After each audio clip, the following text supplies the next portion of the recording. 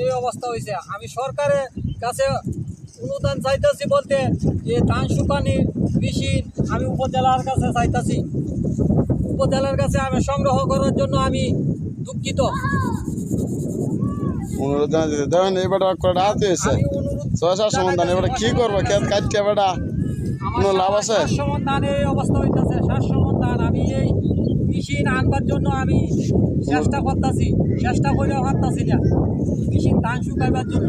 ধান শুকাইবার জন্য এবার সব ক্ষতি হয়ে গেছে, সবচেয়ে এবার ক্ষতি হয়েছে বেশি।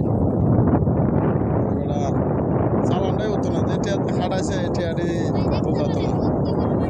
আমার প্রায় এই পর্যন্ত কাটাইতে গিয়ে আমার 3.5 লক্ষ টাকা যাইছে, 3.5 লক্ষ টাকা যাইছে, 3.5 লক্ষ টাকা। সব ধানের তো এরকম হয়ে গেছে গা, সব ধানে এই অবস্থা। খাটানির পরে তো বৃষ্টি, কাটানির পরে বৃষ্টি, সব কিছু এই মেশিনে কাটাইছি, হাতে কাটাইছি। হান নিয়ে তোলেবার ডরে খাচ্ছিন, হান নিয়ে তোলেবার ডরে খাচ্ছিন বেটা, যে হানি তোলো নিছে আচ্ছা খাটি খাইটা খুঁজতে বেটা অনেক বাড়ি টানছে, অনেক বাড়ি টানিয়ে তো অনেক করে সব গেছে, আমও গেছে চালাও গেছে এই অবস্থা, বেটা। হাতের টিয়া যেটি আছেন এটি মন্দির শেষ করছে আরো ঋণ করে আনছে আনে বেটা, আর এই অবস্থা বেটা কিভাবে কিতা করবো? দেখেন